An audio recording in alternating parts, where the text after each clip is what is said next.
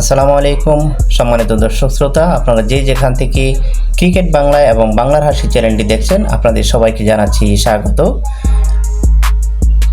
আমরা আজ আলোচনা করব বাংলাদেশ এবং অস্ট্রেলিয়ার মধ্যে দ্বিতীয় ওডিআই এবং তৃতীয় ওডিআই নিয়ে।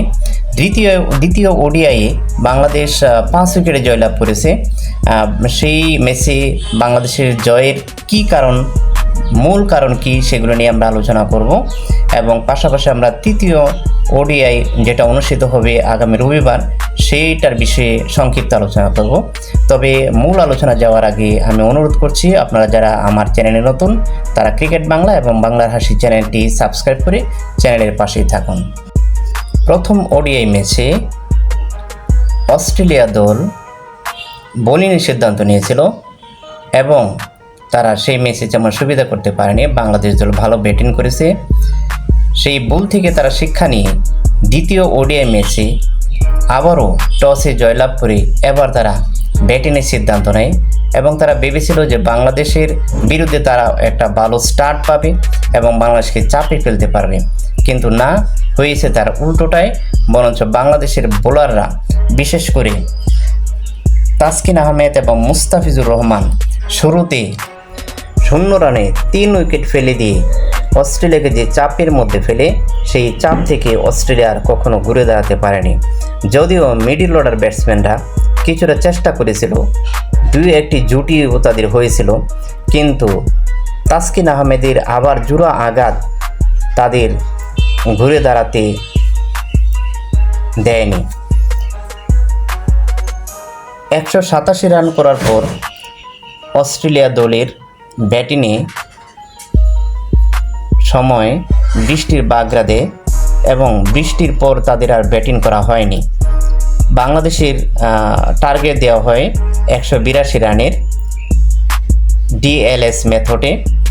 বাংলাদেশ দল ব্যাটিংয়ের শুরুতেই তামিমকে হারিয়ে কিছুটা ব্যাকফুটে চলে গিয়েছিল এবং এক পর্যায়ে মনে হচ্ছিল যে অস্ট্রেলিয়া দল খুব ভালো বোলিং করবে বলে মনে হচ্ছিল, কারণ তাদের বোলিংগুলো খুব ভালো হচ্ছিল, কিন্তু সৌম্য সরকার এবং নাজমুল হোসেন শান্তর জুটি তাদেরকে সেই সুযোগ আর দেয়নি। একটি বড় জুটি হয়, 90 রানের মাথায় গিয়ে দ্বিতীয় উইকেটের পতন ঘটে বাংলাদেশের।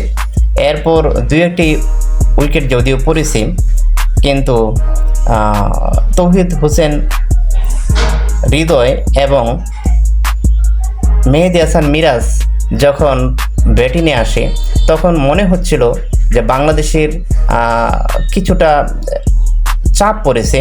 বিশেষ করে মিরাজ যখন মাঠে আসে তখন মনে হচ্ছিল যে মিরাজ আউট হয়ে গেলে শুরুতেই, তাহলে এরপরে যা ব্যাটিংয়ে আসবে তারা সবাই বোলার। তো বাংলাদেশের কিছুটা হারের সংখ্যা জেগেছিল যদিও, কিন্তু সেই সংখ্যাটাকে দূর করে তৌহিদ হোসেন হৃদয় এবং মেহেদী হাসান মিরাজ খেলাটি শেষ করে এসেছেন। বাংলাদেশের একটি ভালো স্টার্ট। বাংলাদেশ অস্ট্রেলিয়ার বিরুদ্ধে এই প্রথম কোনো সিরিজ জিতলো। বাংলাদেশ দলের কনফিডেন্স অবশ্যই গ্রো হয়েছে। আমি মনে করি যে তৃতীয় ম্যাচেও বাংলাদেশ যদি তাদের ব্যাটিং অর্ডারটা সুন্দর করতে পারে, ব্যাটিং যদি বাংলাদেশের সুন্দর হয়, তাহলে বাংলাদেশের যে বোলিং রয়েছে, আমি এটা বলবো যে বাংলাদেশের বোলিং এখন অবশ্যই ওয়ার্ল্ড ক্লাস পর্যায়ের বোলিং রয়েছে, বাংলাদেশের বোলিং ইউনিট রয়েছে। সুতরাং বাংলাদেশ যদি ব্যাটিংটা ভালো করে, ব্যাটিংয়ে যদি তাদের ধারাবাহিকতা বজায় রাখতে পারে, তাহলে তৃতীয় ম্যাচেও আমি মনে করি যে বাংলাদেশ দল জয়লাভ করবে এবং অস্ট্রেলিয়াকে 3-0 ম্যাচে পরাজিত করে, হোয়াইট ওয়াশ করে বাংলাদেশ যে ইতিহাসের দ্বারপ্রান্তে রয়েছে সেই ইতিহাস সৃষ্টি করতে পারবে বলে আমার বিশ্বাস। আপনারা কি মনে করেন কমেন্টে জানাতে পারেন। আসসালামু আলাইকুম।